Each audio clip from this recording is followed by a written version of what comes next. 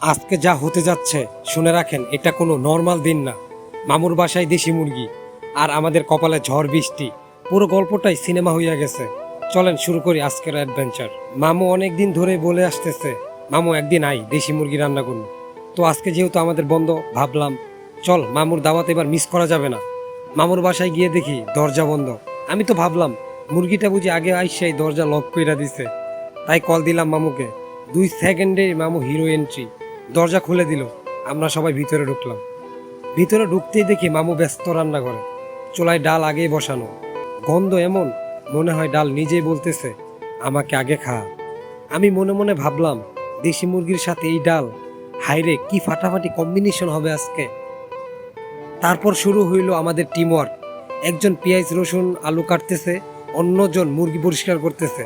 আর আমি ভাবতেছি জীবনে এত সিরিয়াস হয়ে কাজ আমি শেষ কবে করেছি। সব মশলা ব্লেন্ড করে আমি মুরগিটা মেরিনেট করলাম।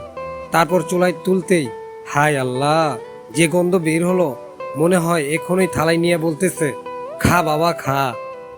এতক্ষণ আকাশ ফেসে গেল, মেঘ জমলো, তারপর বৃষ্টি। আমাদের রান্নার জায়গা আবার পুরো খোলামেলা। দেখে মনে হচ্ছে মুরগি বাসেস বৃষ্টি, ফাইনাল ম্যাচ লাইভ চলছে। অপরদিকে মামু সালাদ বানাইতেছে, মনে হচ্ছে মামু ছাড়া আর কারো কাছে সালাদের প্রতি এইরকম ইমানি লেভেলের ভালোবাসা নেই। আর এই প্রবাস জীবনে মামা যে সুখে আছে, তা দেখে মনে হয় মামার কাছে সব কিছু আছে, শুধু সময় নাই আমাদের গল্প শোনার জন্য। অবশেষে রান্না বান্না শেষ, সবাই মিলে খেলাম। খাইতেই মনে হলো আজকে জীবনটা আবার নতুন করে শুরু করি। খাওয়া শেষ, সবাই দিলাম এক ঘুম, যেন 3 দেশের বর্ডার পেরিয়ে আসছি। আজকে এই পর্যন্তই, আল্লাহ হাফেজ।